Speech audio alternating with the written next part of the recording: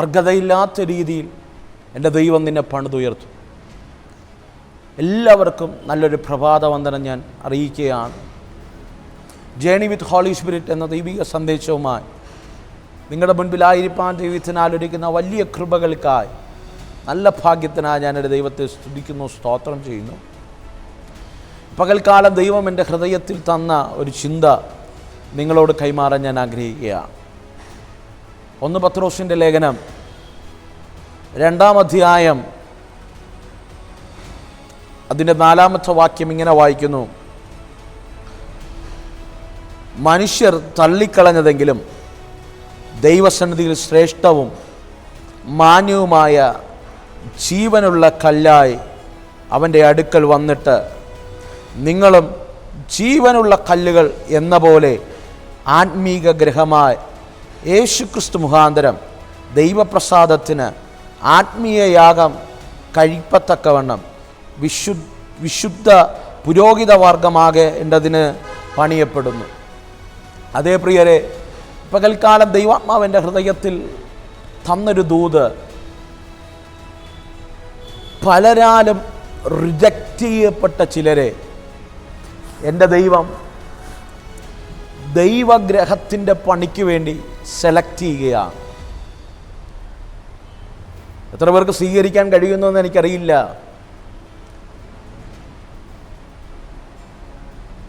ഈ സന്ദേശം കേൾക്കുമ്പോൾ ചേർത്ത് പിടിക്കേണ്ടവർ ചേർത്ത് പിടിക്കാതെ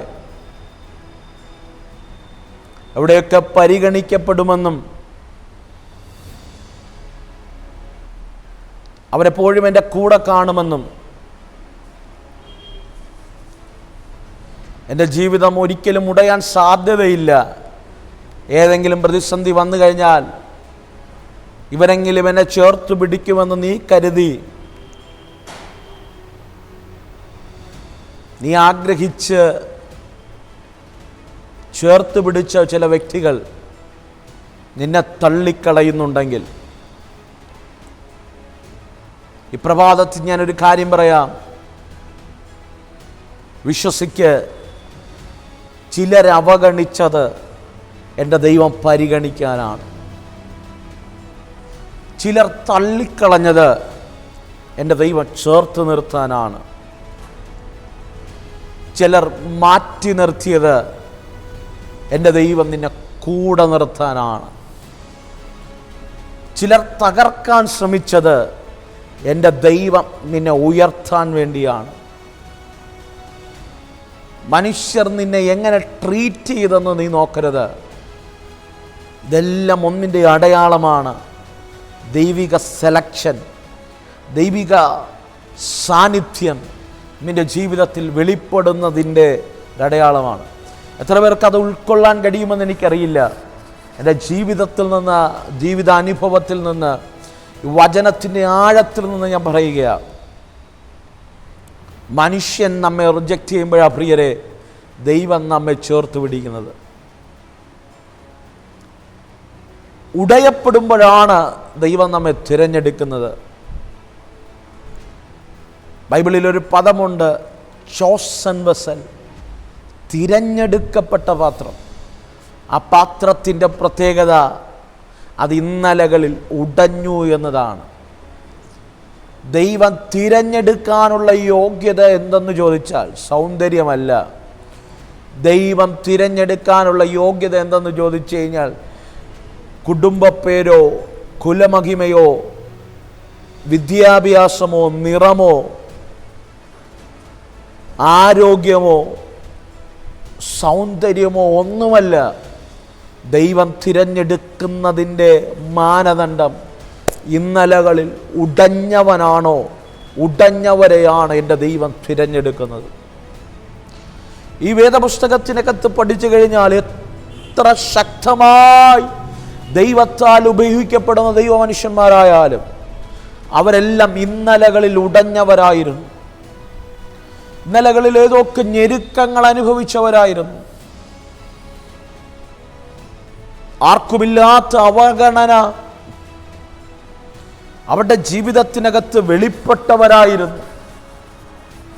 അരിമനാഥൻ ഈ ഭൂമിയിൽ 3.5 വർഷം ശുശ്രൂഷ ചെയ്തപ്പോൾ യേശു ഏറ്റവും കൂടുതൽ ഫോക്കസ് ചെയ്തത് തള്ളപ്പെട്ടവരെ, മാറ്റി നിർത്തപ്പെട്ടവരെ, ആരും പരിഗണിക്കാത്തവരെ, ജീവിതത്തിൻ്റെ എവിടെയൊക്കെ ആരുമില്ലാത്ത ഏകാന്തത അനുഭവിക്കുന്ന വ്യക്തികളെ ഫോക്കസ് ചെയ്താണ് ദൈവത്തിൻ്റെ ചലനങ്ങൾ സംഭവിച്ചതെങ്കിൽ ഈ പ്രഭാതത്തിൽ ദൈവാത്മാവിൽ ഒരു ദൂത് കൈമാറാം. You are a special person. ലോകം നിന്നെ പരിഗണിച്ചില്ലേലും ദൈവത്തിന് നീ ഏറ്റവും പ്രിയമാണ്. നീ ഏറ്റവും പ്രിയമാണ്. ആ നിന്നെ എൻ്റെ ദൈവം മാന്യവും ശ്രേഷ്ഠവുമായ മൂലക്കല്ലാക്കി മാറ്റും. ഇവിടെ പത്രോസ് പറയുന്നൊരു പദമുണ്ട്, മനുഷ്യർ തള്ളിക്കളഞ്ഞതിനെ ദൈവം മൂലക്കല്ലാക്കിയല്ലോ. ദൈവം അതിനൊരു കോർണർ സ്റ്റോണാക്കി മാറ്റി. ഒരു ബിൽഡിങ്ങിൻ്റെ ഏറ്റവും അടിസ്ഥാനം എന്ന് പറയുന്നത് ആദ്യം ഇടുന്ന കല്ലാണ് മൂലക്കല്ല്. കോർണർ സ്റ്റോൺ, അടിസ്ഥാനത്തിൻ്റെ ആദ്യത്തെ കല്ലുകൾ. ഈ പകൽക്കാലം ഞാൻ ആത്മാവിൽ പറയാം, നീ വേദനിച്ചത്, നീ ഉടഞ്ഞത്, ദൈവരാജ്യത്തിന് വേണ്ടി ഏതോ പട്ടണങ്ങളിൽ, ഏതോ ദേശങ്ങളിൽ, ഏതോ രാജ്യങ്ങൾക്കപ്പുറം അർഹതയില്ലാത്ത ഏതൊക്കെ മേഖലകൾക്കകത്ത് ദൈവരാജ്യത്തെ പണിയാൻ എൻ്റെ ദൈവത്തിന് നിന്നൊരു മൂലക്കല്ലാക്കി മാറ്റാൻ പദ്ധതിയുണ്ട്. ഒരു കാലഘട്ടത്തെ മുഴുവനും ഇൻഫ്ലുവൻസ് ചെയ്യാൻ ദൈവത്തിന് നിന്നെ ഉപയോഗിക്കാൻ പദ്ധതിയുണ്ട്. പ്രിയരെ, നമുക്കെല്ലാവർക്കും അറിയാം, യോസേഫിന്റെ ആരംഭം ചെറുതായിരുന്നു. മനുഷ്യരെന്ന് പറഞ്ഞു കഴിഞ്ഞാൽ സ്വന്തം സഹോദരങ്ങൾ യോസേഫിനെ തള്ളിക്കളഞ്ഞു. യോസേഫിന് സഹോദരങ്ങൾ സമ്മാനിച്ചത് വസ്ത്രമല്ല, യോസേഫിന് സഹോദരങ്ങൾ സമ്മാനിച്ചത് ആഹാരമല്ല, യോസേഫിന് സഹോദരന്മാർ സമ്മാനിച്ചത് പൊട്ടക്കിണറാണ്. അപ്പൻ കൊടുത്ത വസ്ത്രം പോലെ യോസേഫിന്റെ ശരീരത്തിനകത്തുനിന്ന് വലിച്ചൂരിയെടുത്ത് കാട്ടുമൃഗത്തെ അറുത്ത് രക്തം പുരട്ടി അപ്പന്റെ അടുക്കൽ കള്ളത്തെളിവുമായി യോസേഫിന്റെ വസ്ത്രവും അങ്കിയുമായി, യോസേഫിന്റെ അങ്കിയുമായി യാക്കോബിന്റെ അടുക്കൽ ഓരോരുത്തർ വന്ന് തെളിവ് നിരത്തി അവന്റെ മരണവാർത്ത പറയുമ്പോഴും ഈ പകൽക്കാലം ഞാൻ ആത്മാവിലൊരു ദൂത് കൈമാറാം. മനുഷ്യർ തള്ളി ഒതുക്കി, ഇനി ഇവനൊരു ഭാവിയില്ല, ഇവൾക്കൊരു ജീവിതമില്ലെന്ന് ഒതുക്കി എവിടെയെങ്കിലും ഏതെങ്കിലും കോണിൽ ഒതുക്കിയിട്ടുണ്ടെങ്കിൽ, ഏതെങ്കിലും പദ്ധതികൾ നിനക്കെതിരെ ഒരുക്കിയിട്ടുണ്ടെങ്കിൽ ഞാൻ ആത്മാവിലൊരു ദൂത് കൈമാറാം. മനുഷ്യൻ തള്ളിയ നിന്നെ എൻ്റെ ദൈവം ചേർക്ക മാത്രമല്ല, ദൈവരാജ്യത്തെ പണിയാ എൻ്റെ ദൈവം നിന്നെ ഒരു കോർണർ സ്റ്റോൺ ആക്കി മാറ്റും. പ്രിയരെ, യോസേഫ് മരിച്ചെന്ന യാക്കോബിന്റെ ചിന്ത, സഹോദരങ്ങൾ തള്ളി, വസ്ത്രം വലിച്ചു കീറി, മിദ്യാനിയർക്ക് 20 വെള്ളിക്കാശിന് കൊടുത്തു. സ്വന്തം സഹോദരങ്ങൾ കൂടപ്പറപ്പിനെ വിറ്റത് 20 വെള്ളിക്കാശിന്. മിദ്യാനിയരുടെ മുൻപിൽ മിദ്യാനിയ കച്ചവടക്കാർ അടിമച്ചന്തയിൽ കൊണ്ടു നിർത്തി, വിവസ്ത്രനാക്കി യോസേഫിനെ നിർത്തി. അവിടെയും യോസേഫ് പതറിയില്ല. പ്രിയരെ, വചനം ഇങ്ങനെ പറയുന്നു, യോസേഫിനൊരു ഉറപ്പുണ്ടായിരുന്നു, എന്നെ മനുഷ്യർ തള്ളിയത് എൻ്റെ കർത്താവ് എന്നെ ചേർത്ത് നിർത്താനാണ്. ലോകം തള്ളിയത് എൻ്റെ ദൈവത്തിന് എന്നെ അധികമായി ചേർത്ത് നിർത്താനാണ്. ഈറനണിഞ്ഞ കണ്ണുമായി ഏതൊക്കെ ദേശത്തിരുന്ന് ഈ ശബ്ദം കേൾക്കുമ്പോൾ ഇന്ന് ഈ പ്രഭാതത്തിൽ പറയാൻ കഴിയുമോ, മനുഷ്യൻ തള്ളിയത് ദൈവാസനെ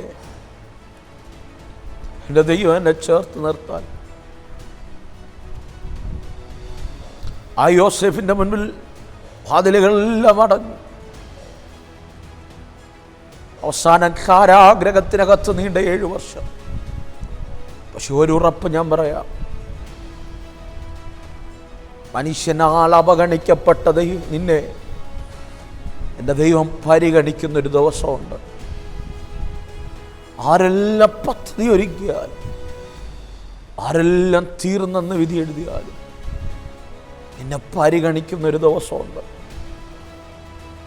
നിനക്ക് വേണ്ടി വഴികളും വാതിലുകളും തുറക്കുന്നൊരു ദിവസമാണ്. നിനക്ക് ചിന്തിക്കാൻ കഴിയാത്ത രീതിയിൽ ദൈവത്തിൻ്റെ ചലനങ്ങൾ നിന്നിൽ വെളിപ്പെടുത്തുന്ന ഒരു ദിവസമുണ്ട്. ഞാൻ കൊതിക്കുന്നു എൻ്റെ ദൈവം ഈ പകൽക്കാല ചിലരെ പരിഗണിക്കുന്ന ദിവസമായി മാറി. ഉടഞ്ഞുപോയ, തീർന്നുപോയ, ഈ ഒരു ഭാവിയില്ലെന്ന് പറയുന്ന, എന്നെ എല്ലാവരും തള്ളി ദൈവദാസനെ എന്ന് പറഞ്ഞ നിന്നെ ഒരു മൂലക്കല്ലാക്കി മാറ്റുന്ന, നിന്റെ ജീവിതത്തെ അനുഗ്രഹമാക്കി മാറ്റുന്ന, ദൈവരാജ്യത്തിന് ഒഴിച്ചുകൂടാൻ കഴിയാത്തൊരു വ്യക്തിയാക്കി പണിത് പുറത്തെടുക്കുന്ന ഒരു ദൈവത്തിൻ്റെ സീസൺ നിന്നിൽ വെളിപ്പെടും. ഞാൻ അങ്ങനെ കൊതിക്കുക. ചിലരെ നോക്കി ആത്മാവിൽ ഞാൻ ആ വചനം റിലീസ് ചെയ്യുക. അസാധാരണമായ ഫേവർ നിന്റെ ജീവിതത്തിനകത്ത് വരും.